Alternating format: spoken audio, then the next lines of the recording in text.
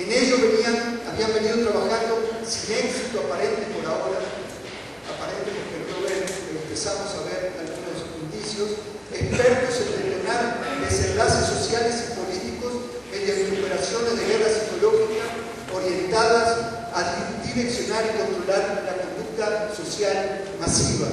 La guerra simétrica o de cuarta generación es descentralizada, dispersa y utiliza escenarios combinados sobre un territorio. En su desarrollo se borran las fronteras entre el soldado y los civiles, entre los campos de batalla y la seguridad urbana, y adquiere la forma de una violencia social extrema y sin orden aparente de continuidad. Elementos que, si ustedes piensan, están todos ellos presentes en el México actual. Si uno observa Ciudad Juárez, o Nogolato, Sinaloa, o Reynosa, o Uruapan, o Cancún, o La Marquesa, vemos cómo se confunde, cómo los militares ya están operando las carreteras, pero también en zonas urbanas, cómo se tortura, cómo hay informes de Amnistía Internacional que tienen que ver con la violación sistemática por el ejército de los derechos humanos, etc. Dado que el empleo planificado de la propaganda y el uso de tácticas y estrategias de control social mediante la manipulación informativa y la acción psicológica son consustanciales, en ese tipo de guerra los medios masiva, y ustedes lo saben bien, son los nuevos ejércitos de conquista. El bombardeo militar es sustituido por el bombardeo mediático. Las consignas y las imágenes sustituyen a las armas de destrucción masiva. Solo que las consignas de Calderón en pro de una cruzada masiva contra los malos, cuando decía vamos ganando por goleada la guerra, ¿no? Negociar con el narco es una idea estúpida. Estos fueron titulares de prensa año y medio aquí en México, y las imágenes de montañas de decapitados desnudos o cuerpos colgados de un puente, como han aparecido últimamente, y otras expresiones de violencia extrema, así como la operación limpieza de malos funcionarios, que fue en realidad impuesta como condicionamiento para entregar la ayuda de la iniciativa Mérida por el Congreso de Estados Unidos a México, y los llamados a los comunicadores a ejercer un periodismo patriótico no han prendido todavía las audiencias objetivo del mensaje. Es decir, si estas consignas del gobierno logran prender en los medios, uniformizar el mensaje de los medios y prenden la población, entonces tenemos un nivel para rato también aquí. En el fondo lo que se quiere es anular la capacidad de pensar. Son consignas dirigidas a destruir el pensamiento reflexivo, la información, procesamiento simple que todos deberíamos hacer, y a sustituirlo por una sugestión de imágenes sin resolución de tiempo y espacio, lo que se conoce como la alienación controlada. El objetivo es que la gente no piense información, que no piense en qué, el por qué y el para qué de cada noticia, sino que consuma órdenes psicológicas direccionadas de manera acrítica y pasiva. Cuando los medios bombardean Bin Laden o Al Qaeda, se están consumiendo consignas de miedo asociadas con el terrorismo islámico. Igual ocurre con los Zetas y otras fabricaciones aquí en México, solo que aquí pienso que la guerra no es de buenos contra malos, sino de malos contra malos. Consumada la sonada, para que descansen los embajadores que estoy hablando de México, ¿no? Yo soy mexicano, puedo hablar de ustedes. Consumada la sonada oligárquica militar en Honduras y la farsa electoral que sanciona el apoyo de Washington a un golpismo del nuevo cuño, la administración Obama-Clinton dispuso que el principal peón del imperio en el hemisferio occidental, Álvaro Uribe, saliera a hacer un control de daños a varias capitales sudamericanas ante la polémica instalación de 7 bases del Pentágono en su país, Colombia.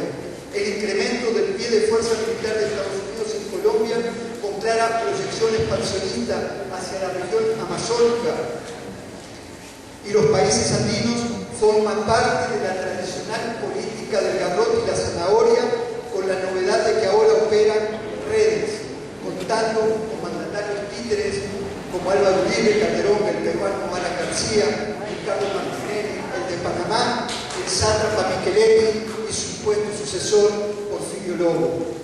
Con diferentes pistas de operación y una diplomacia de varios carriles, la política militarista de la administración Obama-Clinton profundiza su inserción en América Latina. Si por un lado Washington busca tender un cordón sanitario en torno a los países miembros de la alternativa bolivariana de las Américas, el ALBA, por otro trata de establecer plataformas castrenses próximas a la región amazónica brasileña, con vistas a eventuales movimientos de tropas de despliegue rápido del Pentágono en una zona de importancia geopolítica. En el primer caso, además, el diseño estratégico del agresivo programa de reingeniería militar estadounidense tiene en la mira a los movimientos sociales en ascenso.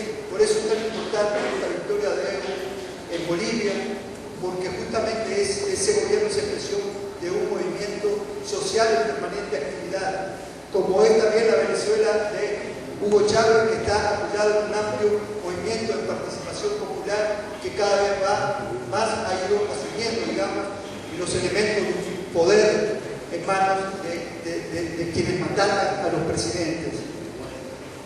En Uruguay esperemos que también, con el Pepe Mujica, pues.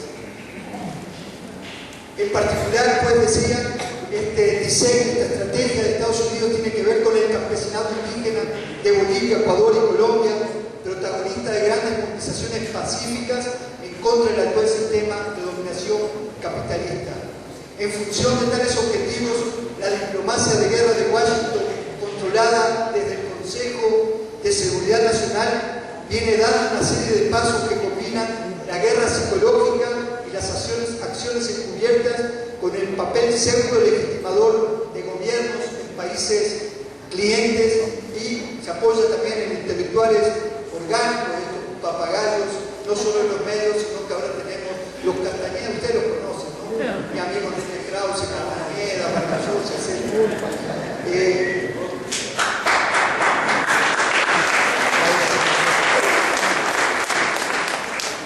Potenciados en los grandes medios bajo control monopólico, insertos en una guerra mediática de cuño imperial. Tras el golpe de mano en la República Bananera de Honduras, fíjense que Honduras fue la primera república bananera y en la actualidad vuelve a constituirse en una república bananera de la mano de Obama, ¿no? Ni siquiera Bush se había atrevido a hacer lo que está haciendo Obama. La militarización, es decir, tras este golpe, la militarización de Sudamérica cobró mayor visibilidad a raíz del anuncio sobre el emplazamiento de nuevas bases de Comando Sur en Colombia, que servirán para aumentar la presencia castrense en territorio colombiano y como trampolín para fuerzas de intervención rápida en países vecinos. Las bases militares de Estados Unidos en Colombia no solo apuntan a Venezuela, país que contiene la reserva de hidrocarburos más ricas del hemisferio occidental y al que Washington busca desestabilizar por múltiples vías para desplazar del poder al presidente constitucional Hugo Chávez. Están dirigidas también contra Ecuador, Bolivia, Brasil y otros países donde se vienen ensayando procesos de cambio por la vía electoral, mediante referéndum, etc. Al respecto, no es ningún secreto que el gobierno de Luis Ignacio Lula da Silva sigue con atención la remilitarización de Colombia y el aumento de efectivo de Estados Unidos en ese país. Es decir, Estados Unidos está metiendo tropas en Colombia. Y acuérdense de que el gobierno de los Estados Unidos en un país es difícil que salga. La principal preocupación de Lula y los militares brasileños es la base de Palanquero, enclavada sobre el margen derecho del río Magdalena en Puerto Senegal, estratégica para las operaciones de aviones dotados con equipos de inteligencia y el transporte de tropas y material pesado. El Comando Sur identificó a Palanquero como una localidad de cooperación en seguridad porque cuenta con ventajas estratégicas. Desde allí, el Pentágono podría cubrir casi la mitad de su continente con un avión C-17 sin necesidad de reabastecer combustible. Inclusive con un puente aéreo, la base podría ser utilizada en operaciones de enlace con bases estadounidenses en África. Es decir, para llegar desde Colombia a África, de América a África hay que cruzar el Atlántico. Con bases Palanquero podrían salir aviones para también ir a apagar el fuego en África, donde el año pasado Estados Unidos creó, así como acá creó el Comando Norte, en 2002, el año pasado, hace 2 años, creó un comando para África. En lo que toca a Brasil, cualquier punto de sus 8 millones de kilómetros cuadrados podría ser rápidamente alcanzado desde Palanquero por tropas expedicionarias de Estados Unidos. ¿Y qué se diga? Ecuador, Bolivia y Venezuela, ¿no? Que son, están en la frontera. A lo anterior hay que agregar el interés de Estados Unidos por instalar un aeródromo militar en Ayacucho, a 575 kilómetros al sudeste de Lima. La zona seleccionada por el Comando Sur